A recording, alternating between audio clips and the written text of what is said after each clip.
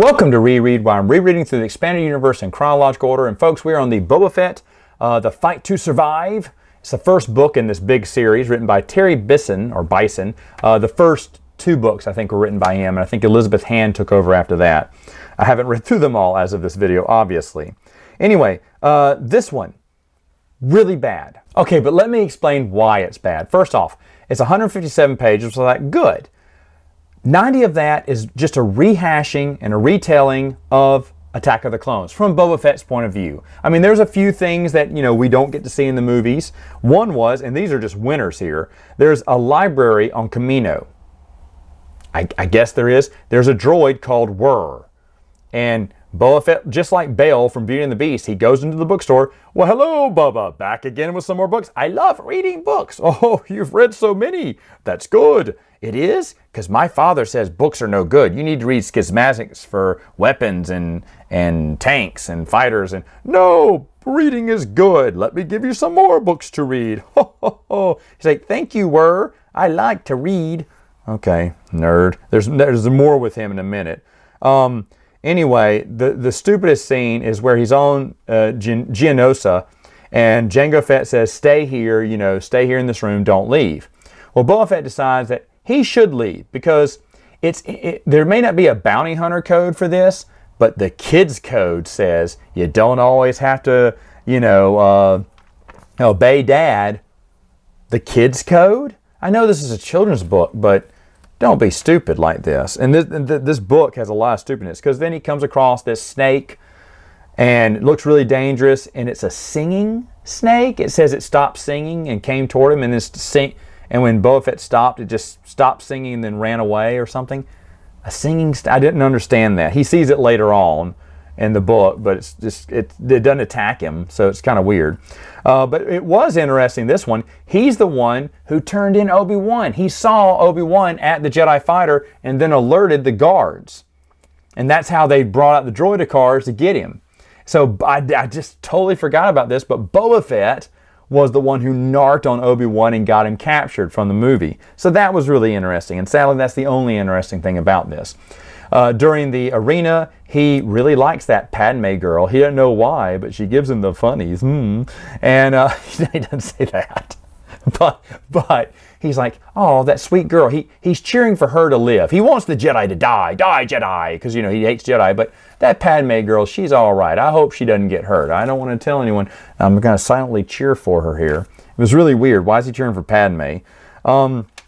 When his dad finally dies, I say finally dies, he picks up his bloody helmet. Ugh. And he actually takes off all of Fett's armor. He takes his dad's severed head in his body and drags it onto the ship and buries him on Geonosa. Puts dirt on him and puts puts a J and an F for Jango Fett.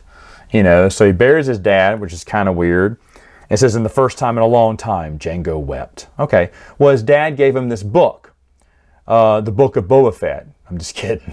And so he realizes that this book is back on Geonosa because he accidentally turned it back into the library by accident.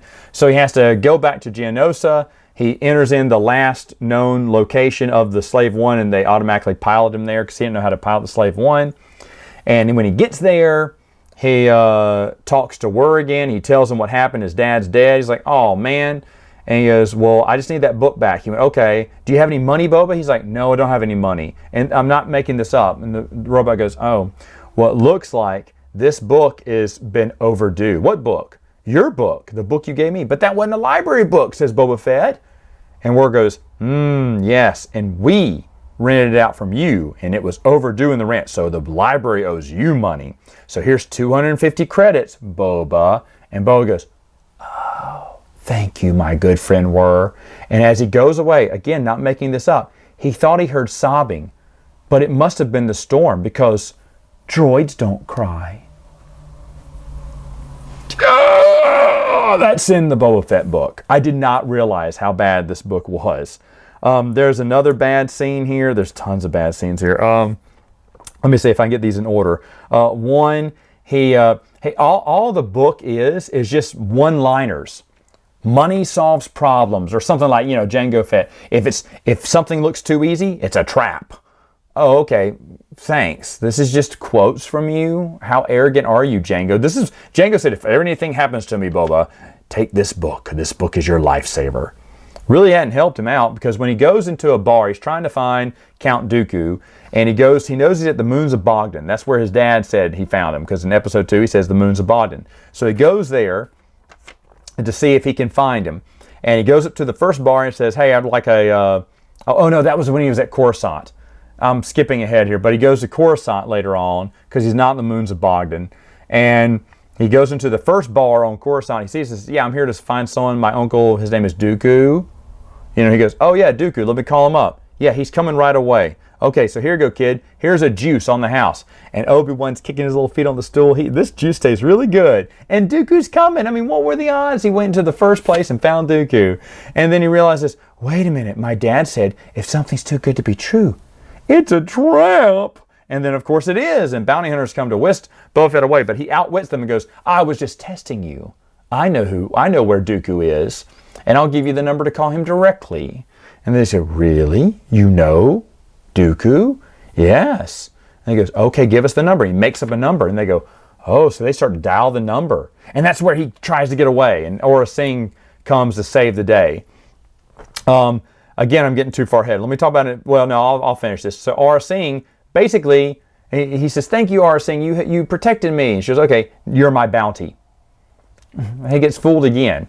Taken to Count Dooku, but Aura Singh takes the ship, the Slave One. She takes off with it. So Boba Fett is with Dooku at the end, and Dooku's like, let me get some food and a place to sleep. The end. Basically, that's it. That's the end of the first adventure, because he needs to find out. His dad told him that the first instruction is to go to Dooku to get some money.